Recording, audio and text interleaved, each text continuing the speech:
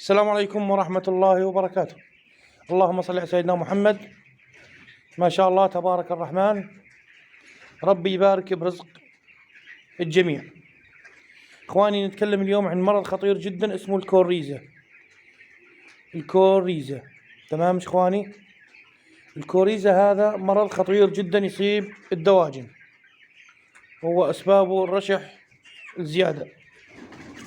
الطير المجنة تكون مرشحة، فيها رشح قوي، اسم رأسا يصير فيها مرض كوريزا. العوارض شو بتصير؟ راس الطير يورم، الراس يكبر، يسكر عيونه، الطير يعدي، مرض معدي وخطير جدا. ننوع عليه ونحط الجميع في الصورة ونحذر منه، والأسباب والعلاج. طبعا الوقاية أفضل يعني، ولكن ربما أن أنت تنسى الشبابيك، يصير موجة برد يمرض الدجاج، يصير به موجة برد تجي على فجأة ويصيب الدجاج رشح. بعد ما يرشح الدجاج هذا المرض هذا يصير. شوف اخواني، هاي الاعراض. هذا المرض اسمه كوريزا، هذا رشح قوي جدا، الرشح قوي جدا.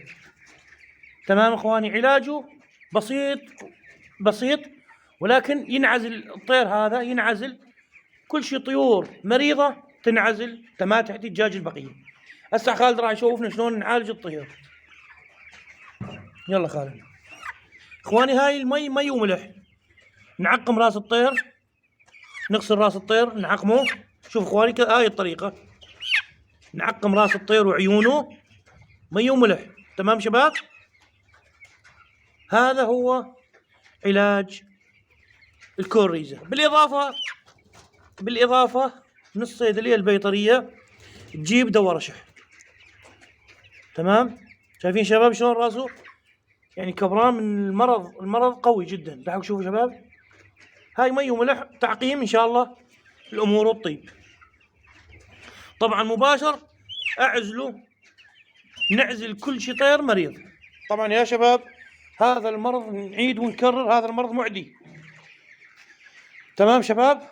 انه المرض هذا مباشر اعزل الطير، اداويه، حط فيتامينات، حط مضاد رشح، مضاد كوريزا. نتمنى الاشتراك بالقناة يا شباب، جزاكم الله خير. وإن شاء الله إحنا ما نبخل عليكم بأي معلومة وأي نصيحة. جزاكم الله خير. السلام عليكم ورحمة الله وبركاته.